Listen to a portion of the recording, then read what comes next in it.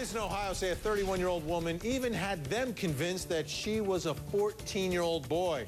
They arrested her for allegedly impersonating a boy to seduce a 16-year-old girl.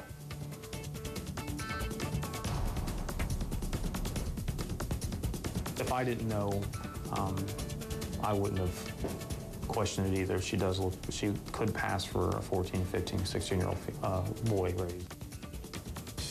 The police report lists her as 4'11". Detectives say she had a Facebook page under the name Matt Abrams, and they're concerned that there could be more victims. Joining me now, clinical psychologist Paula Bloom and criminal defense attorney B.J. Bernstein. B.J., also a former sex crimes prosecutor. Let me start with you, Paula.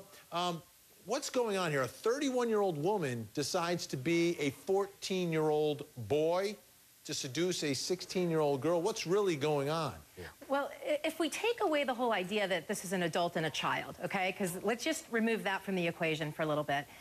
You know, a lot of times, we got a few different things going on here. We've got our sex, we've got our gender. Our sex is what our biology is, right? What our genitals are, what our hormones are. And her sex is woman, 31-year-old woman. Right. Our gender is how we behave, how we feel about ourselves, the way we act in the world. And a lot of times, these things, I shouldn't say a lot of times, some of the time, these things don't match up.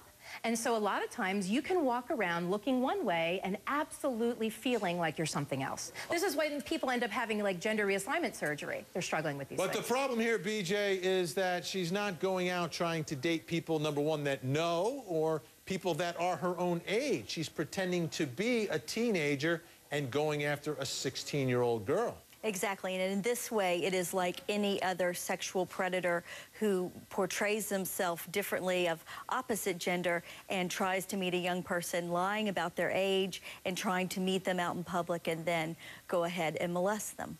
All right, let's see what the folks at home think. We go to Diana, who's in Washington State tonight. Diana, what do you think about this case?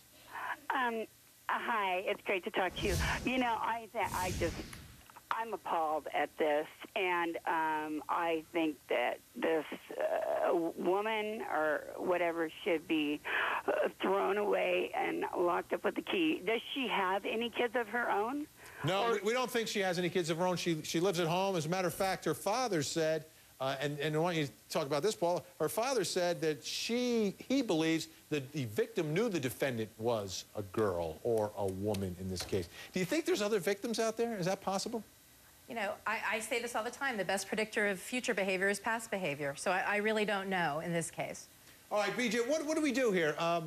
There's a lot of issues you got to deal with. This is someone who should be registered as a sex offender. From my perspective, you know, this is someone who is preying upon a child. Despite the fact that she may be confused about her identity and every other issue that she has going on here, at the end of the day, her neighbors should know that she's around. And if there's a conviction, then that will likely happen, and that will be clearly done. Because what the concern here, as you just mentioned, is the fact of the Facebook component. And again, this is a reminder to parents about why you have to try to have some sort of parental control and watch what Facebook pages your kids are on.